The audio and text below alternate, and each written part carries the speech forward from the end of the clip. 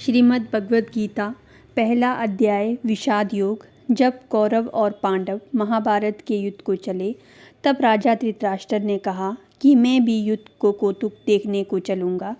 तो व्यास जी ने कहा कि हे राजन, तुम्हारे नेत्र नहीं हैं, नेत्रों के बिना क्या देखोगे। तब राजा धृतराष्ट्र ने कहा, हे प्रभु, देखूँगा नहीं पर श्रवण तो करूँगा। तब व्यासदेव जी ने कहा, हे राजन, तेरा जो सारथी संजय है वो मेरा शिष्य है। जो कुछ महाभारत के युद्ध की लीला कुरुक्षेत्र में होगी, संजय तुमको यहाँ बैठे ही श्रवण कराएगा।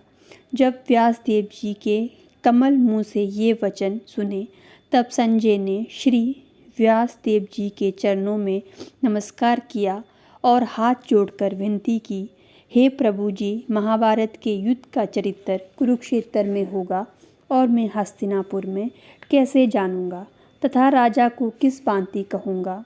तब इस प्रकार संजय ने व्यास जी के आगे विनती की तो श्री व्यासदेव जी ने प्रसन्न होकर संजय से कहा कि हे संजय, मेरी कृपा से तुझे यहाँ सब कुछ दिखाई देगा और बुद्धि के नेत्रों से सूझेगा। जब व्यासदेव जी ने ये वर दिया तो उसी समय संजय को दिव्य दृष्टि प्राप्त हुई और बुद्धि भी उनकी दिव्य हुई। आगे अब महाभारत का कौतुक कहते हैं, सो सुनो। 7 अक्षौहिणी सेना पांडवों की और 11 अक्षौहिणी सेना धृतराष्ट्र के पुत्र कौरवों की, ये ही सेनाएं इकट्ठी होकर कुरुक्षेत्र में पहुंची। राजा धृतराष्ट्र ने संजय से पूछा, हे संजय, धर्म का क्षेत्र जो कुरुक्षेत्र है, वहाँ मेरे और पांडु के पुत्रों ने क्या किया, सो मुझसे कहो।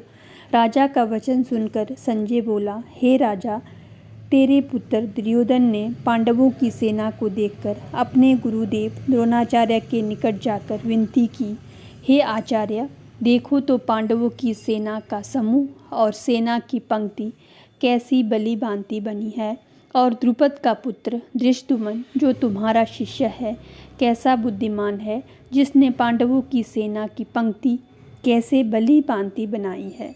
और जो पांडवों की सेना के मुख्य योद्धा हैं उनके नाम दुर्योधन द्रोणाचार्य को सुनाता है। इस सेना में गदाधारी भीमसेन, धनुषधारी अर्जुन, राजा युयुधान, राजा विराट, राजा द्रुपद, महारथी धृष्टकेतु, चेकितान और बड़ा बलवान काशी का राजा और पुरुजित, कुंती भोज, मनुष्यों में सर्वश्रेष्ठ शैव्य, युधामन्यु और विक्रांत, बड़ा बलवान उत्तमौजा, सुभद्रा का पुत्र अभिमन्यु और द्रौपदी के 5 पुत्र सभी महारथी हैं। अब दुर्योधन अपनी सेना के मुख्य योद्धाओं के नाम और बल सुनाता है।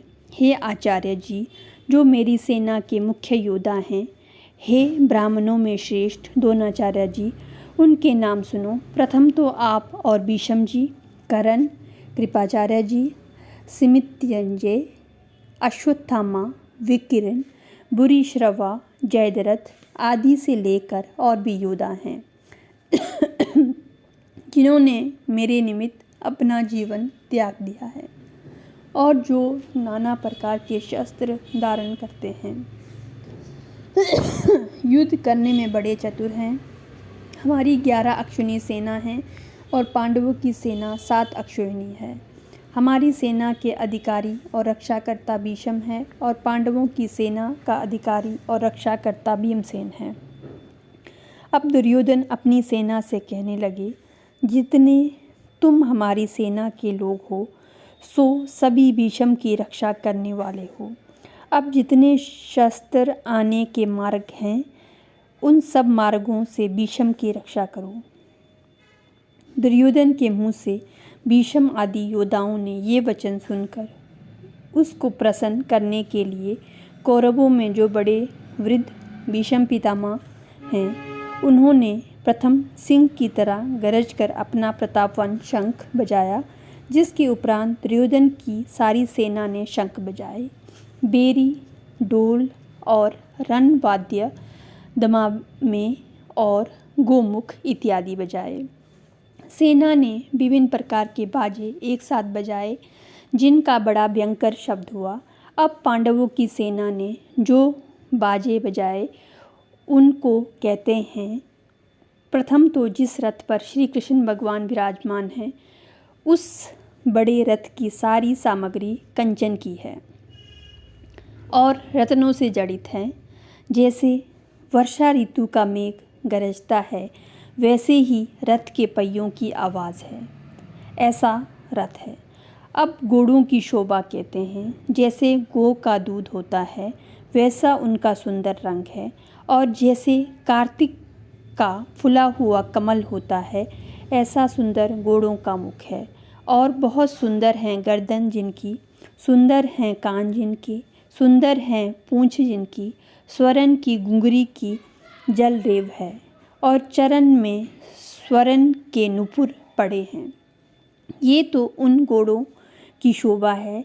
ऐसे सुंदर रथ पर सारथी भक्त वत्सल सत्य स्वरूप आनंद कंद श्री कृष्ण भगवान जी विराजमान हैं और योद्धा के स्थान पर अर्जुन भक्त विराजमान हैं। उन्होंने भी अपने दिव्य शंख बजाए। प्रथम श्री कृष्ण भगवान ने अपना पंचजन्य नामक शंख बजाया और देवदत्त नामक शंख अर्जुन ने बजाया। पौंड्रू नामक शंख भीमसेन ने बजाया। सो भीमसेन कैसा है जिसका उदर बड़ा है और कमर भी बड़ी है। अनंत विजय नामक शंख कुंती के पुत्र राजा युधिष्ठिर ने बजाया। सुघोष नामक शंख नकुल ने बजाया और मणि पुष्पक नामक शंख सहदेव ने बजाया। बड़े धनुष के धारण करने वाले काशी के राजा ने अपना शंख बजाया। महारथी शिखंडी ने भी शंख बजाया और धृष्टद्युम्न ने भी बजाया। राजा विराट ने भी अपना शंख बजाया और अजित जो किसी से जीता ना जा सके ऐसा जो सात्विक यादव हैं उसने भी बजाया है और राजा द्रुपद ने भी बजाया और द्रौपदी के 5 पुत्रों ने भी बजाया और जितने भी पांडवों की सेना के राजा थे सब ने शंख बजाए और महाबाहु सुभद्रा के पुत्र अभिमन्यु ने भी बजाया। इन सब ने अपने भिन्न भिन्न शंख बजाए। उन शंखों के शब्द को सुनकर धृतराष्ट्र के पुत्रों के हृदय विदीर्ण हुए, अर्थात हृदय फट गए, धरती और आकाश नाद से भर गए। इसके उपरांत धृतराष्ट्र के पुत्र की सेना ने अर्जुन ने देखी। जब दोनों ओर की सेना के शस्त्र चलने लगे तब अपने धनुष का सिर ऊपर उठाकर पांडव अर्जुन ऋषिकेश श्री कृष्ण भगवान से बोले, हे अच्युत अविनाशी पुरुष, मेरा रथ दोनों सेनाओं के बीच में ले जाकर खड़ा करो, तब मैं देखूं कि हमारे साथ युद्ध करने को कौन कौन आए हैं। प्राणों का और धन का मोह त्याग कर जो आए हैं उनको मैं देखूंगा। संजय उवाच। संजय राजा धृतराष्ट्र से बोला कि हे राजन ऋषिकेश, श्री कृष्ण भगवान से अर्जुन ने सब ये वचन कहे। तब भक्त वत्सल गोविंद ने घोड़ों को हाँक कर अर्जुन को रथ दोनों सेनाओं के बीच भीष्म और द्रोणाचार्य के सम्मुख ले गए और जाकर खड़ा किया। भीष्म द्रोणाचार्य की दाईं बाईं तरफ और भी योद्धा थे। तब श्री कृष्ण भगवान अर्जुन से बोले, हे अर्जुन, तेरा रथ मैंने कौरवों की सेना के सम्मुख खड़ा किया है, इनको देख। तब अर्जुन ने कौरवों की सेना में बहुत योद्धा देखे। उनमें पितामह देखे, गुरु देखे, मातुल मामा देखे, पुत्र देखे, पौत्र देखे, सखा देखे, ससुर और मित्र देखे। इन दोनों सेनाओं में अपने ही कुटुंबी देखकर अर्जुन को बहुत दया उपजी। तब अर्जुन दुख के साथ ही श्री कृष्ण भगवान से बोले, अर्जुनो उवाच। अर्जुन श्री कृष्ण भगवान से कहने लगे, हे कृष्ण भगवान, इस सेना में मैंने सब अपने भाई बंधु कुटुंबी ही देखे हैं। जो योद्धा रण में आए हैं उनको देखकर मेरा मन बहुत दुख पाता है। मेरा मुख सूख गया है, मेरा शरीर कांप रहा है और सब शरीर में पसीना आ गया है। मेरे रोम खड़े हो गए हैं और गांडीव धनुष मेरे हाथ से गिर रहा है और त्वचा जल रही है। मैं खड़ा भी नहीं हो सकता, मेरा मन भी भ्रम में पड़ गया है। और हे केशव, मैं शगुन भी बुरे देखता हूँ और मैं ऐसा निमित्त भी नहीं देखता। ये विपरीत युद्ध है। हे केशव जी, इस युद्ध में बाइयों को मारने में मैं अपना कल्याण भी नहीं देखता। हे कृष्ण, मैं अपनी जय भी नहीं चाहता और मुझको राज्य की भी कोई इच्छा नहीं है और न सुख की है। हे गोविंद, ऐसा राज्य किस काम का है और राज्य के भोग किस काम के हैं जिनके सुख के निमित्त कुटुंब के लोगों को मारकर राज मिलेगा। वहाँ सभी कुटुंब के योद्धा लोग प्राण और धन के मोह को त्याग कर युद्ध के निमित्त खड़े हैं। सो ये कौन कौन हैं? गुरु हैं, पितामह हैं, पुत्र हैं, तात हैं, ससुर हैं, पुत्र हैं, साले और संबंधी हैं। हे मधुसूदन, इनको मारने की मुझको इच्छा नहीं है। इन पर मुझको बहुत दया आती है। हे धरती के धारनहारे श्री कृष्ण भगवान, मैं इनको मारकर त्रिलोक का राज्य पाऊँ तब भी मैं ना मारूँगा। भूमि के राज्य की तो बात ही कितनी है। जनार्दन की धृतराष्ट्र के पुत्रों को मारने से हमारा कल्याण नहीं किंतु इसके विपरीत होगा। इनके मारने से हमको बड़ा पाप लगेगा। यद्यपि ये महापापी भी हैं तो भी मारने के योग्य नहीं हैं। प्रभु जी, ये सभी पूजने योग्य हैं और योग्य भट हैं। मैं इनको नहीं मारूंगा। हे माधव, सज्जन, भाई बंधु, कुटुंब, इनको मारने से हमको सुख कहाँ है, मुक्ति कहाँ है? यद्यपि राज के लोभ में इनकी बुद्धि भ्रष्ट हुई है। ये धृतराष्ट्र के पुत्र जो कुल नष्ट करने से दोष उपजते हैं, जो कुछ मित्र के साथ कपट करने से दोष उपजते हैं, इसको नहीं समझते हैं। सो क्या इनकी तरह मैं भी नहीं समझता? जो कुल के नष्ट करने से पाप लगते हैं, उन पापों को बलिभांति जानता हूँ। अब जो पाप कुल के नष्ट करने से लगते हैं, उन पापों को अर्जुन बलिभांति कहते हैं। हे जनार्दन, कुल का नाश करने से कुल के जो पुराने धर्म चले आए हैं, उनका भी नाश होता है। कुल धर्म के नष्ट होने से कुल की स्त्रियां दुराचारिणी हो जाती है। जिन स्त्रियों के वरण संकर संतान अर्थात पराये पुरुष की संतान उपजती है, अब वरण संकर संतान हुई तब पिंड और जल पितरों को पहुँचने से रह गया तो तिनके पितर स्वर्ग से गिर पड़ेंगे। इस कारण हे यदुवंशियों में श्रेष्ठ श्री कृष्ण भगवान जी, जिसने कुल को नष्ट किया उसने इतने पाप किए जो ये सब पाप कुल को नष्ट करने वाले के सिर पर होते हैं। फिर वो मनुष्य उन पापों का फल क्या पाता है? सो सुनो, वो प्राणी सदा नरक भोगता है। न्याय शास्त्र में मैंने ये श्रवण किया है। अब अर्जुन पछताता है और हाथ को मलकर फेर कर कहता है, हा हा, देखो भाई, मैंने कैसा पाप उद्यम किया था। राज्य सुख के लोभ निमित्त अपने कुल का नाश करने लगा। अब मैं अपने हाथ में शस्त्र ना पकड़ूंगा और धृतराष्ट्र के पुत्रों के हाथ में शस्त्र होंगे और मैं उनके सम्मुख हूँगा। वो मुझको मारेंगे, इससे मेरा कल्याण होगा। संजय उवाच। संजय धृतराष्ट्र से कहते हैं, हे राजन, अर्जुन ने ये वचन कहा, धनुष बाण हाथ से छोड़ दिया और शोक में मगन होकर बैठ गए। इति श्री मद्भगवद गीता सुपनिषदु ब्रह्म विद्या योग शास्त्रे श्री कृष्ण अर्जुन संवादे विषाद योगो नाम प्रथमो अध्याय समाप्त। पहले अध्याय का महात्म्य। एक समय कैलाश पर्वत पर महादेव जी और पार्वती जी की आपस में गोष्ठी हुई। पार्वती जी ने कहा, हे महादेव जी, आप अपने मन में किस ज्ञान से पवित्र हुए हो? किस ज्ञान के बल से आपको संसार के लोग शिव कर पूजते हैं और आपके कर्म ये दिखाई देते हैं?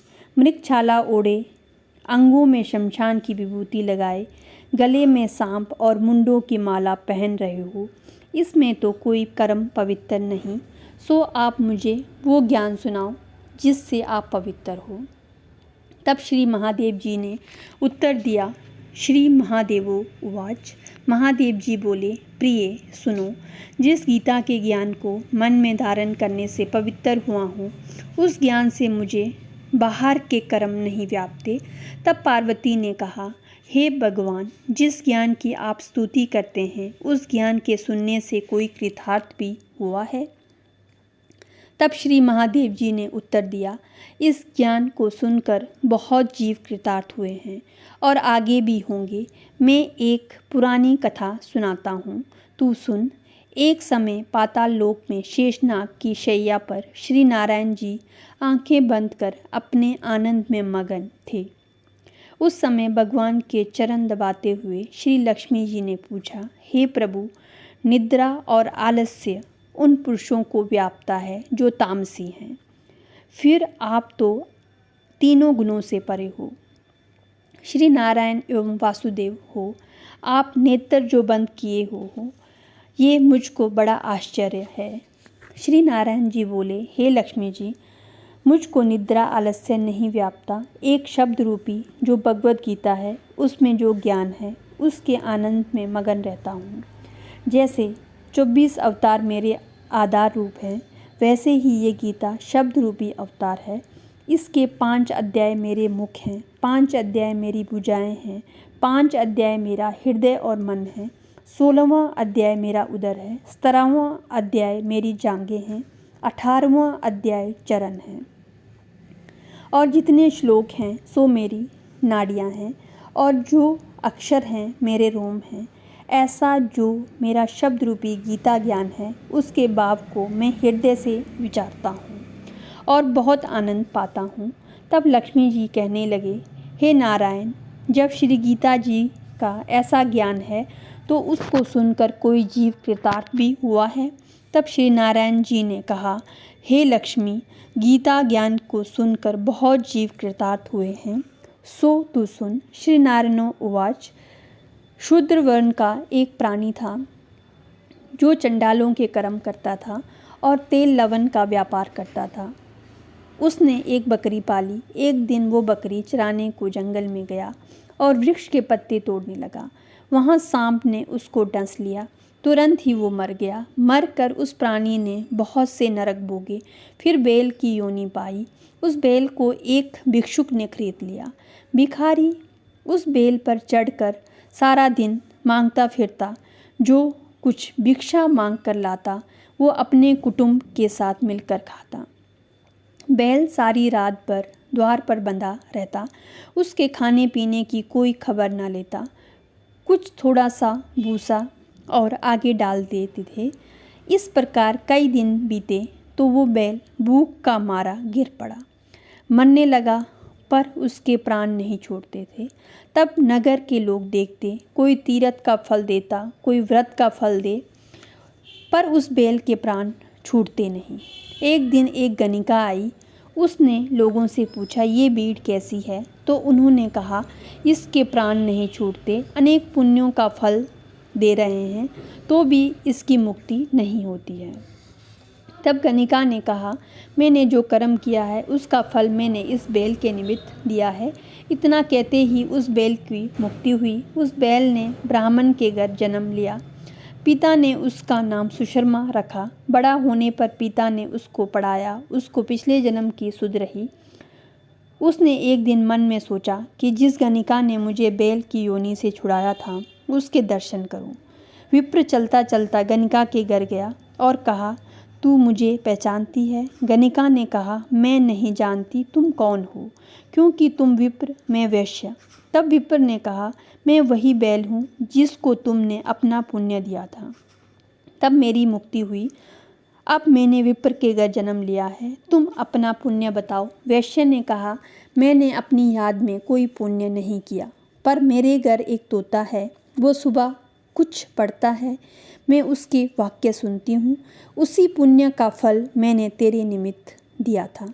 तब उस विप्र ने तोते से पूछा कि तू सवेरे क्या पढ़ता है?